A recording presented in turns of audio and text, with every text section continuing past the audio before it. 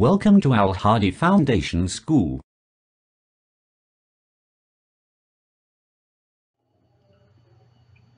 Bismillahirrahmanirrahim. Assalamu alaikum dear students.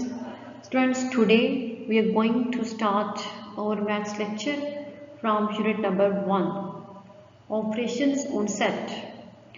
Exercise 1 on book page number 7 and question number 1 of exercise 1.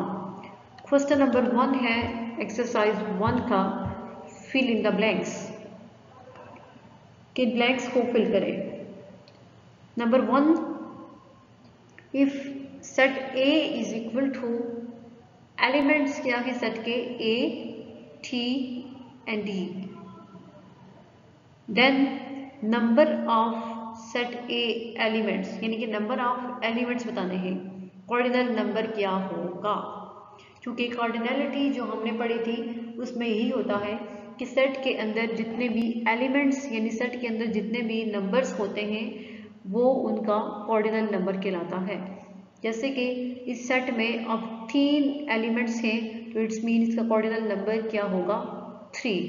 तो first blank में क्या आ जाएगा 3.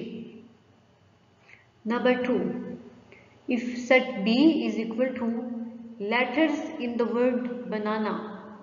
B जो है वो सेट है लेटर्स का, यानी कि बनाना वर्ड के अंदर जितने भी लेटर्स यूज होते हैं बी उन लेटर्स का सेट है. अब यहाँ पे क्या है 1 2 3 4 5 6 है, लेकिन एक ही लेटर जो है वो 2 टाइम्स रिपीट हो रहा है. देखिए ए और ए यहाँ पे 3 दफा है, लेकिन जो वर्ड लेटर जो है वो रिपीट हो रहा होगा तो उसको हम जस्ट 1 टाइम कंसीडर करते हैं. इसी तरह एन एंड एन, अब एन 2 टाइम्स है, एन भी रिपीट हो रहा है तो एन को भी जस्ट हम 1 टाइम कंसीडर करेंगे. बी जो है वो है ही सिंगल. तो इट्स मीन जो वर्ड बनाना है उसके अंदर जो बेसिकली लेटर्स हैं वो कितने हैं 3. तो सेट बी का कॉर्डिनल नंबर क्या होगा 3. जो सेकंड ब्लैंक है उसका आंसर 3 है. Third part, if C is equal to set है x such that x is a counting number less than 10. Set C जो है वो क्या है x सच दैट x क्या है काउंटिंग नंबर है और काउंटिंग नंबर 10 से लेस तक है. 1 से लेके 10 से लेस 1 to 9. तो फिर ये बताएं कि सेट सी का कॉर्डिनल नंबर क्या होगा, यानी सेट सी के अंदर फिर कितने एलिमेंट्स होंगे. 1 से लेके 9 तक है, इट्स मीन कितने हैं 9 एलिमेंट्स. तो थर्ड ब्लैंक में आएगा 9. Fourth part, if set D is equal to x such that x is a letter in the word sleeves. ठीक है, एक्स है और एक्स वो लेटर्स है जो कि इस वर्ड में यूज हो रहे हैं. ये वर्ड क्या है स्लीव्स है. अब यहाँ पे भी देखें एस 2 टाइम्स रिपीट हो रहा है, ई जो है वो 3 टाइम है, वी और एल सिंगल टाइम है. तो हमने पहले भी मैंने आपको बताया है कि जो हमारे पास एलिमेंट्स जो होते हैं जो रिपीट हो रहे होते हैं उनको जस्ट हम जो है वो 1 टाइम कंसिडर करते हैं. यहाँ पे ई 3 टाइम है लेकिन जस्ट हम उनको लेटर तो 1 ही है तो 1 टाइम कंसिडर करेंगे. एस भी 2 टाइम है तो एस को भी हम 1 टाइम कंसिडर करेंगे. तो स्लीव वर्ड में लेटर्स है 4. नंबर ऑफ कार्डिनल नंबर है सेट डी का कितना 4, क्योंकि इसमें 4 लेटर्स यूज हो रहे हैं. अब fifth part, if set A is equal to x such that x is an odd number divisible by 2. अब इस सेट के अंदर वो एलिमेंट्स हैं x such that x क्या है x वो ऑड नंबर्स हैं जो 2 से डिविजिबल है. तो कोई भी ऑड नंबर 2 से डिविजिबल है ही नहीं. 2 से डिविजिबल जितने भी नंबर हैं जो 2 से डिवाइड हो सकते हैं वो इवन नंबर्स होते हैं, वो ऑड नंबर्स नहीं होते. ठीक है, तो इसलिए ये सेट क्या होगा, इम्पिटी सेट होगा।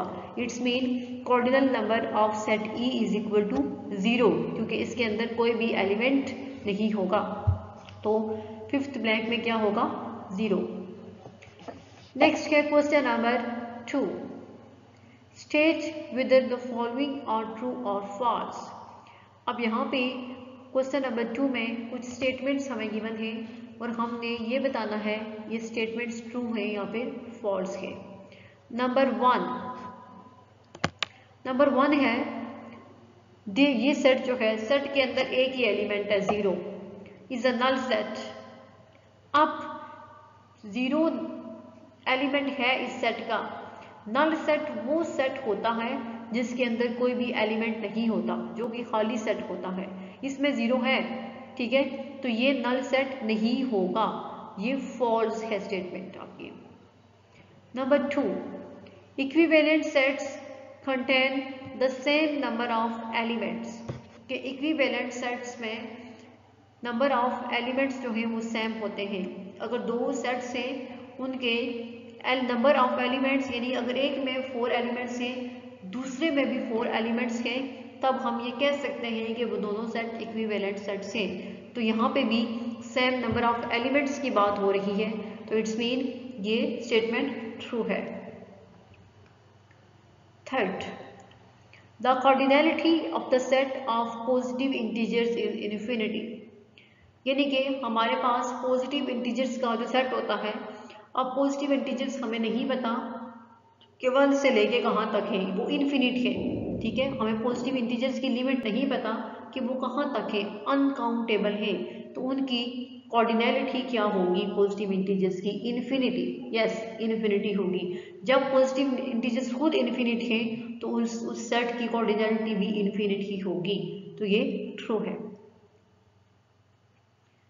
Part 4, if A intersection B is a null set. अगर A इंटरसेक्शन B फाइंड करें हम तो वो नल सेट हो, then A and B don't have common elements. अगर A इंटरसेक्शन B जो है वो नल सेट आए, इसका मतलब ये है कि A और B इन दोनों सेट्स में कोई भी कॉमन एलिमेंट नहीं है। यस, A इंटरसेक्शन B अगर नल सेट है तो इट्स मीन इनमें कोई भी एलिमेंट कॉमन नहीं है, तो ये स्टेटमेंट जो है वो ट्रू है। Next 5, the difference between 2 sets is equal to their intersection set. कि अगर हम 2 सेट्स का डिफरेंस फाइंड करें तो उनका डिफरेंस जो है वो उन्हीं 2 सेट्स के इंटरसेक्शन सेट के इक्वल आएगा। नहीं, लाजमी ये बात नहीं है कि डिफरेंस जो है वो इनके इंटरसेक्शन के इक्वल आए, बल्कि इंटरसेक्शन वो होता है जो कि कॉमन एलिमेंट्स होते हैं, लेकिन डिफरेंस में तो वो एलिमेंट्स लिखे जाते हैं जो कि एक सेट में हो लेकिन दूसरे में ना हो, तो ये स्टेटमेंट आपकी फॉल्स है। ये क्वेश्चन नंबर 1 एंड 2 आपने अपनी बुक पे सॉल्व करने हैं।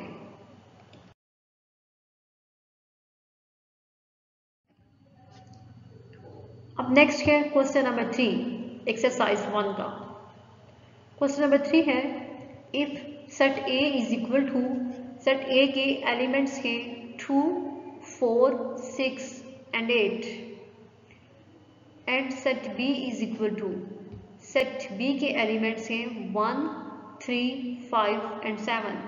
ये A और B 2 सेट्स हैं, उनके एलिमेंट्स भी आपके सामने हैं। फाइंड करना है हमने A यूनियन B, ठीक है, तो फिर हमने A और B दोनों सेट्स का यूनियन सेट फाइंड करना होगा।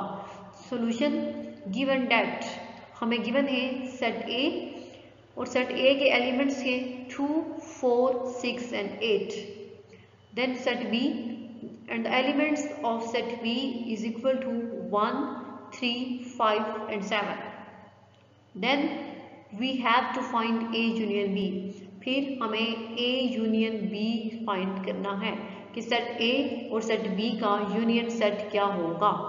तो A union B is equal to, A की जगह, सेट A की जगह हमने उसके एलिमेंट्स लिख लिए 2, 4, 6 एंड 8, यूनियन का साइन। देन सेट B की जगह हमने यहाँ पे सेट B के एलिमेंट्स लिखे 1, 3, 5 एंड 7। अब हमने सेट ए और सेट बी इन दोनों का यूनियन सेट फाइंड करना है। तो यूनियन सेट कैसे फाइंड करते हैं कि सेट ए और सेट बी, इस दोनों सेट्स के सारे एलिमेंट्स को हमने इकट्ठा करके एक ही सेट के अंदर लिखना होता है, तो वो दो सेट्स का यूनियन सेट होगा। तो देखिए ए यूनियन बी क्या आएगा। सबसे पहले दोनों, ये फर्क यही है कि पहले सेट कौन सा है, जो सबसे आपके पास सबसे स्मॉलेस्ट नंबर है, आपने वहां से स्टार्ट करना होता है। 1, देन 2, 3, 4, 5, 6, 7, 8। तो ये इन सेट ए और सेट बी इन दोनों सेट्स का यूनियन सेट होगा। ठीक है, कि उन दोनों सेट्स के अंदर काउंटिंग है 1 to 8। ठीक है, तो यूनियन सेट क्या होगा 1 से लेके 8 तक। तो ये हमने क्वेश्चन नंबर 3 में सेट ए और सेट बी का यूनियन सेट फाइंड कर लिया।